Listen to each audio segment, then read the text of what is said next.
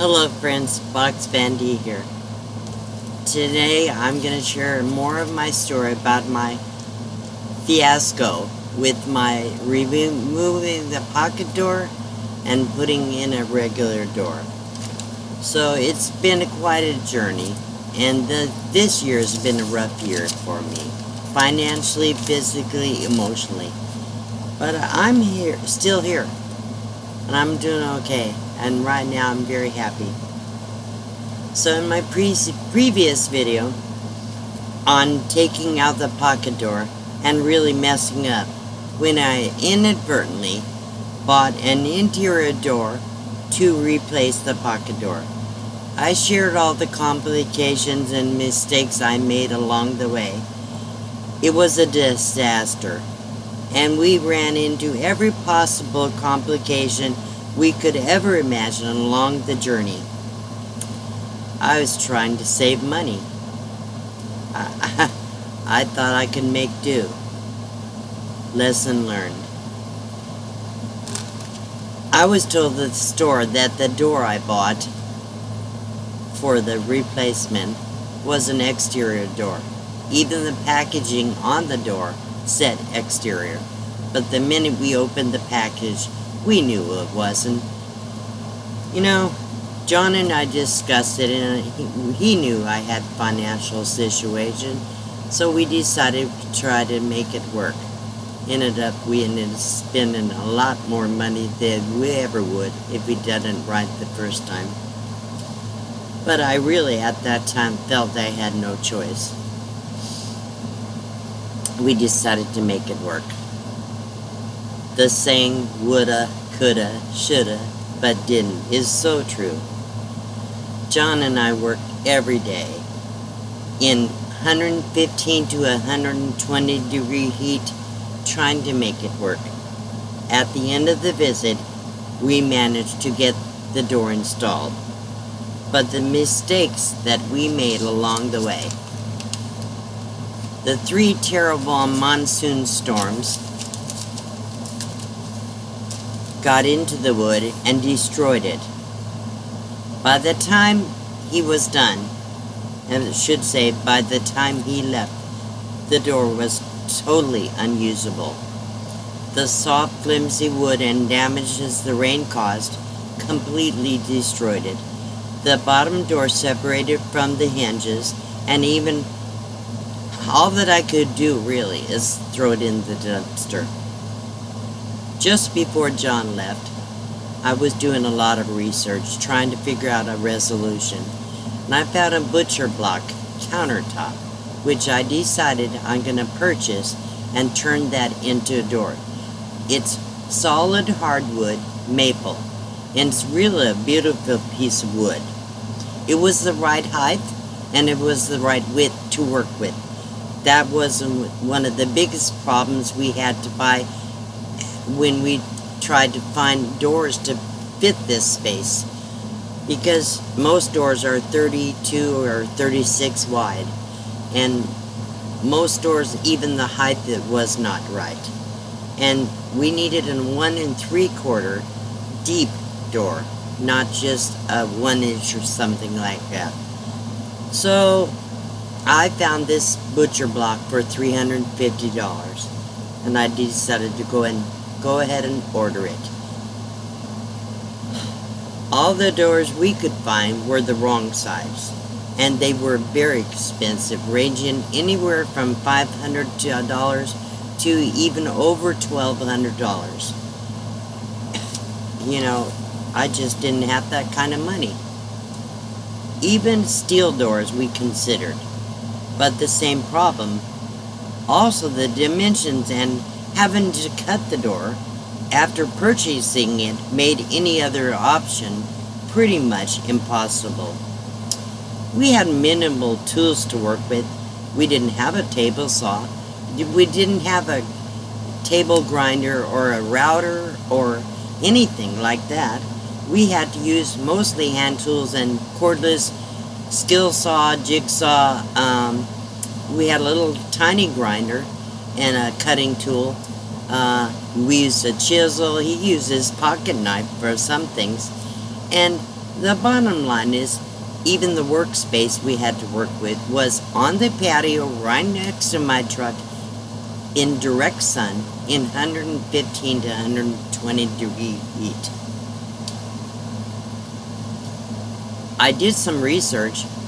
Junkyards would have been impossible. I would have to travel to Phoenix, which is several hours drive each way, and hope they had something. Running back and forth in this truck with no air conditioning, with my dog, and no passenger seat for a passenger, I would have to do it completely alone. It wasn't feasible. The money for the gas and the hard wear and tear on the truck, running back and forth all over the place to find a used door, it really wasn't an option. I checked everywhere I could online. I did all the research I could, but we could not find anything that would work within my finances. So I bought the butcher block. John left, and after he left, I had to go to the mail center to pick up the door. It was 61 pounds, maybe 63 with the packaging or more. Anyhow, the people at the mail center helped me get that butcher block into my truck. When I got it home, I had to call my neighbor. Actually, the manager is the one that came over to help me unload it. And then the following day, my neighbor Alan came over and talked to me, and we decided he wanted to help me get this door taken care of. So once I did the unboxing, I thought it was a beautiful table. We had set it up on the sawhorses. With the way we set it up, the good side was showing, but he cut the hole, and he cut it to where if one wanted to turn the door the other way, the way the door had to open externally, out, not in, the height of the doorknob, because of steps I had to rise up to, had to be at a certain height. When we did that, we could not turn that board over to use the other side. And I found out that the bad side was going to be on the outside. So that's okay. But the bad side has flaws. And there was gouges and chips of wood out of it. And that's kind of typical with butcher block countertops. All the flaws are on one side. So we had quite a few little gouge marks and flaws that I had to take care of. So I bought wood filler. I filled all those holes, and I sanded them down smooth, but it was a light wood filler, and it was very visible after I was done. But I just had to go with that. So I did 4 or 5 coats of polyurethane on both sides.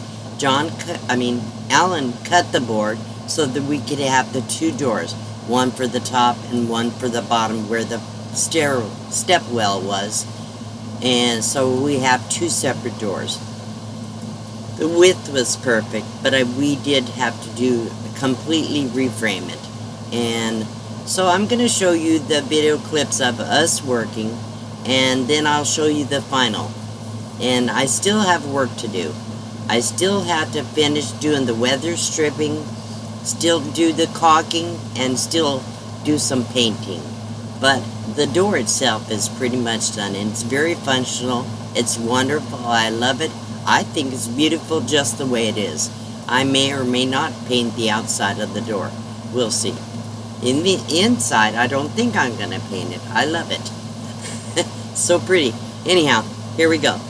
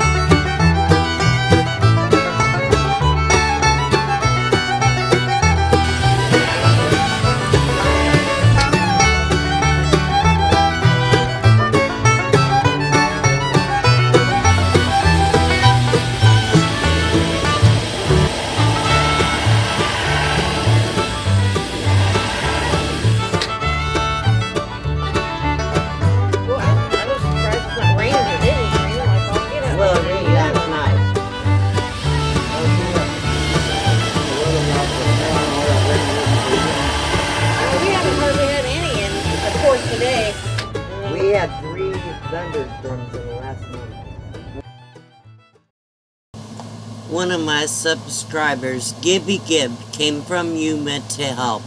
She only was able to stay for about an hour. She had stomach problems and the heat was getting to her. But I got to meet her and hope to meet her again.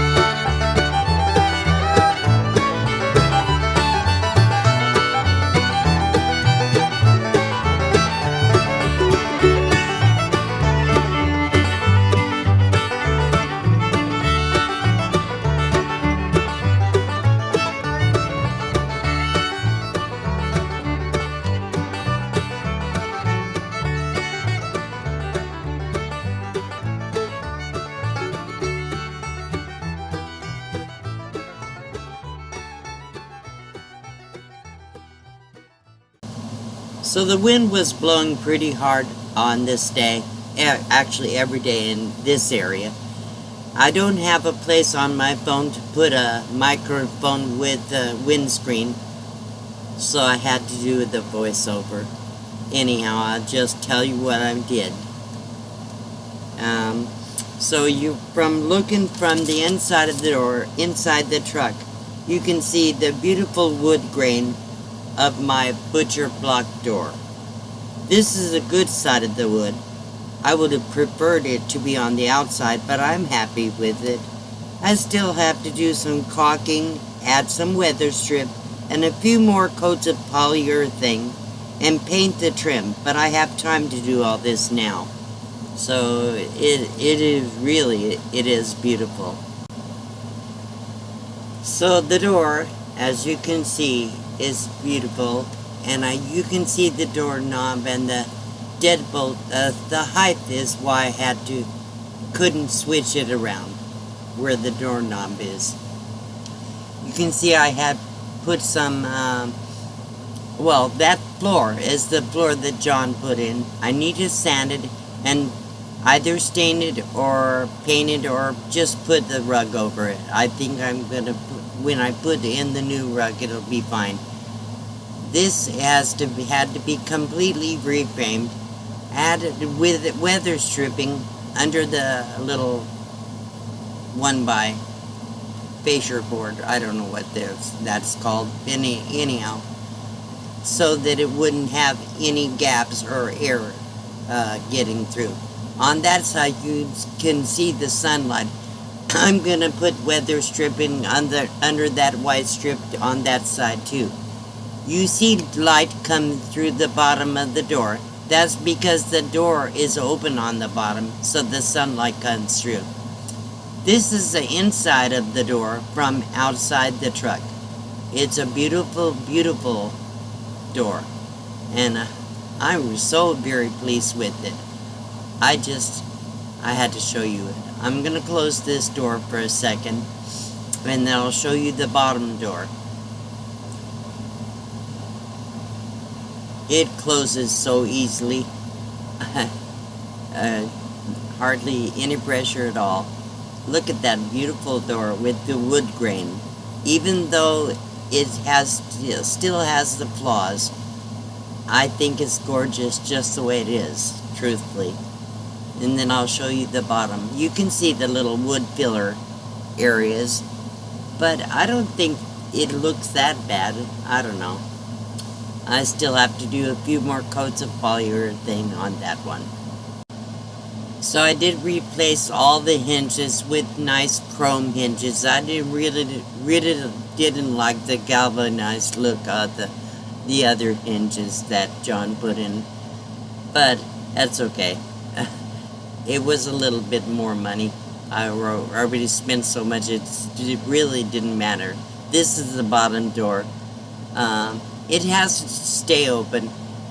Otherwise, I can't. I would have to close the steps in the daytime and at night if I closed it. So I wouldn't be able to get in and out of the truck. I don't want to have to close the steps at night when I'm stationary. The board on the bottom of the floor will keep any rodents or bugs or weather coming in.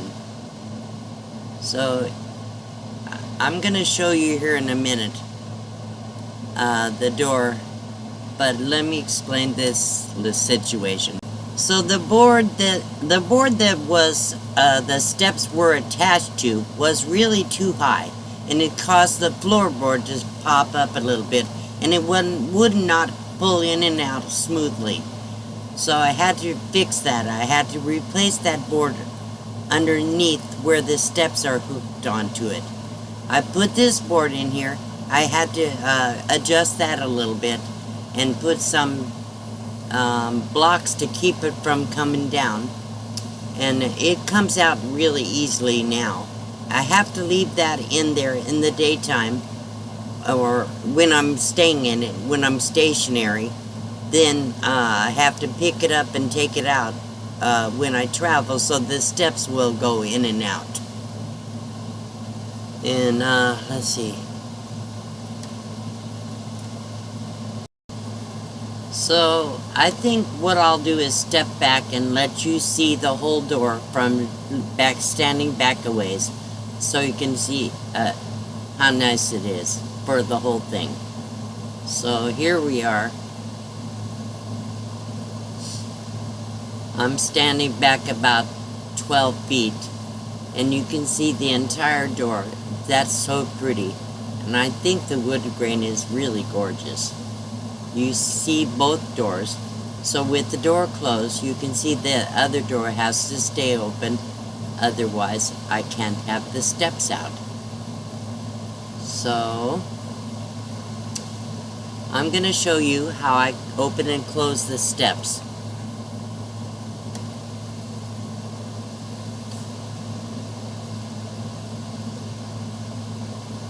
So here we are. The wind will blow that door open against the truck, so I have to put a door stop on the back. I was going to put one up at the top, but it would not work. So you see how easily I can get in and out of that. 24 inches wide.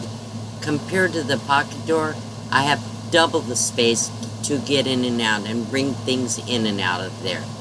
So here I'm going to pull that board out and just set it up inside. Now I'm going to make sure that the steps are already pulled all the way out, and then just push it in. It's still a little tight.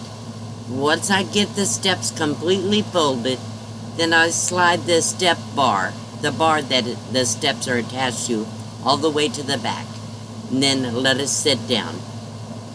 And then here, all I have to do is close the door, lock it, and down on the bottom I have a key, the same key as a different key for the deadbolt on the bottom door, but the doorknob and the deadbolt on the top door are the same key. So I lock that up.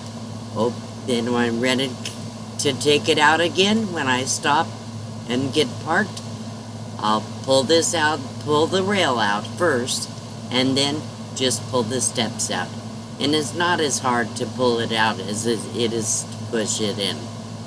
And yes, I will eventually add a handrail, so we have some to hold on to when I get out.